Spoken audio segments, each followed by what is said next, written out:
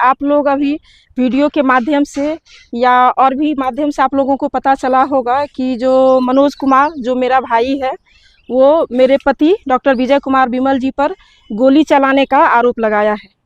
तो सबसे पहले तो मैं आपको लोगों को ये बताना चाह रही हूँ कि विजय कुमार विमल जी आज लगभग 3-4 दिन से वो दिल्ली में है, अपना ट्रीटमेंट करवा रहे हैं।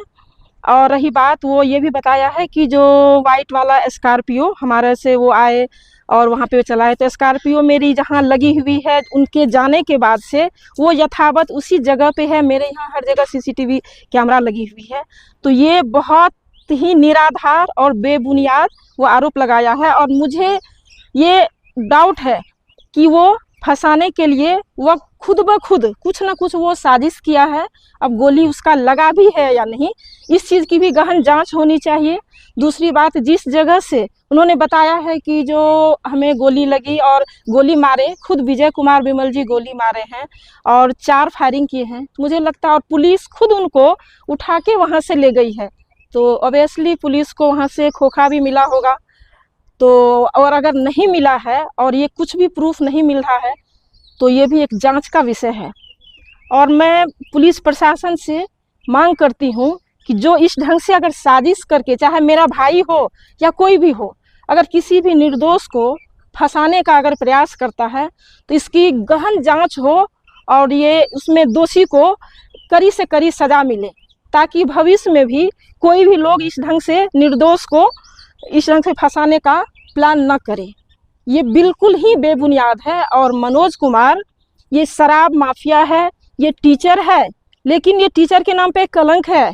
ये शराब माफिया है, ये शराब बेचता है। ये चीज़ का अब जब ये बातें इतनी सामने आई है तो मैं आप लोगों को बताना चाह रही हूँ। इतने दिन तो घर की बात थी, इसलिए मैं बंद करके रख रही थी, नहीं निकाल रही थी।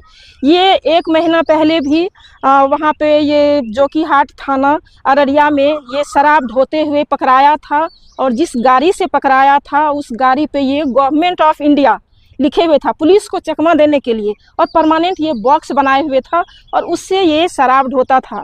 और ये जब पकड़ाया तो लास्ट में ये बयान में बताया कि ये गाड़ी विजय यादव की है। तो फिर पुलिस मेरे यहाँ आई छानबीन के लिए, पूछताछ के लिए। फिर हम लोग दोनों पति पत्नी गए अररिया एसपी सर से मिले, वहाँ जा कर के सारी बात से अवगत कराए। फिर इसका वहाँ भी निष्पक्ष जांच की हम लोग मांग किए। तो ये हमेशा से फर्स्ट तो हमें फंसाने का ये पहले भी किया है साजिश, और अभी भी किया है, और अब तो मुझे लग रहा है कि ये आगे ये हमारे लिए और भी खतरनाक होने वाला है। इससे हमारे जान को, मेरे पति के जान को भी खतरा है। ये पहला स्टेप उठाया है कि खुद को गोली मारने का ये साजिश करके और मेरे पति विजय कुमार विमल जी को फंसाने का ये प्रयास किया है। ये इसका कुछ है, देखिए, एक तो ये वहाँ जो शराब ढोते हुए पकड़ाया, तो उसमें भी हम लोग गए एसपी से मिलने के लिए। तो चूंकि हम लोग मिलने के लिए मजबूर थे, ये मजबूर किया हमारा नाम वहाँ पे डाल करके कि गाड़ी उनकी है।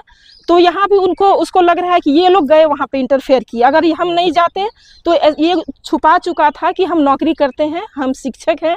वहाँ जाने के बाद ही हम लोग से जब बात हुई तब पता चला कि वो मतलब शिक्षक हैं, नौकरी करते हैं।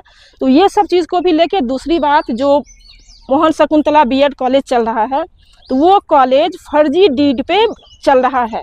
उसके लिए मैंने रीट याचिका किया है हाई कोर्ट में, जो वहाँ जांच चल रही है, और आने वाले 18 तारीख को उस पर बहस है, कुछ ना कुछ निर्णय आने वाला है।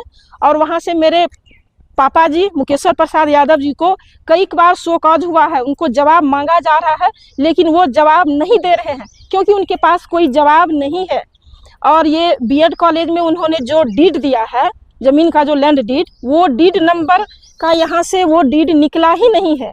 जो वो डीड है वो दूसरे के नाम से उसको मैनिपुलेट करके ये मोहन शकुंतला कॉलेज में लगाया है, जो बहुत बड़ा फर्जीवाड़ा है। और इसी चीज़ के लिए मैंने रीट याचिका किया है।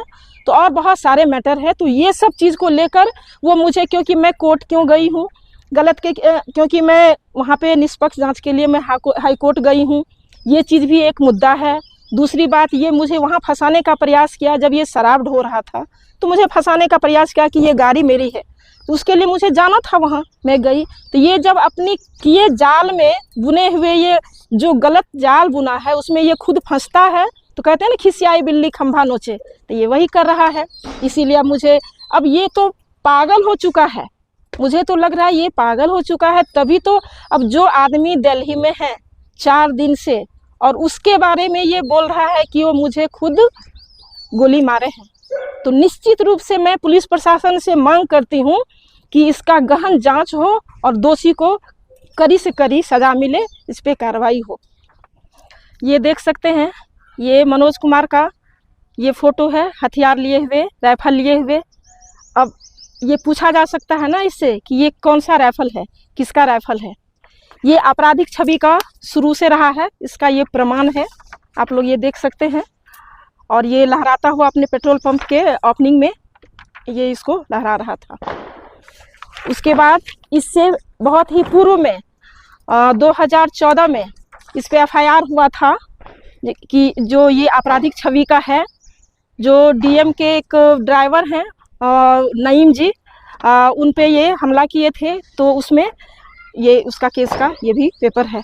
उसके बाद जो कि हाट थाना में भी जो इसका ये शराब ढोने में जो केस हुआ है उसका ये डॉक्यूमेंट है। उसके बाद हाई कोर्ट में जो मेरा चल रहा है FIR, ये हाई कोर्ट का जो BED कॉलेज पे चल रहा है, जो मैंने रिट याचिका किया है, तो उसका ये डॉक्यूमेंट है। मैं सारे डॉक्यूमेंट आप लोगों को दे दूंगी एक एक कॉपी। और मैं चाह रही हूँ कि अब ये जब छह रहा तो इस चीज़ को पब्लिक भी एक एक करके लोग जाने।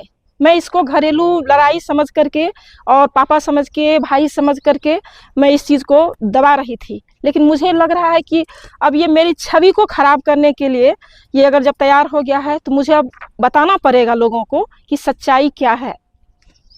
तो ये मेरे साथ पास बहुत सारा डॉक्यूमेंट है इसके खिलाफ में, वो मैं सारा आप लोगों को दूंगी।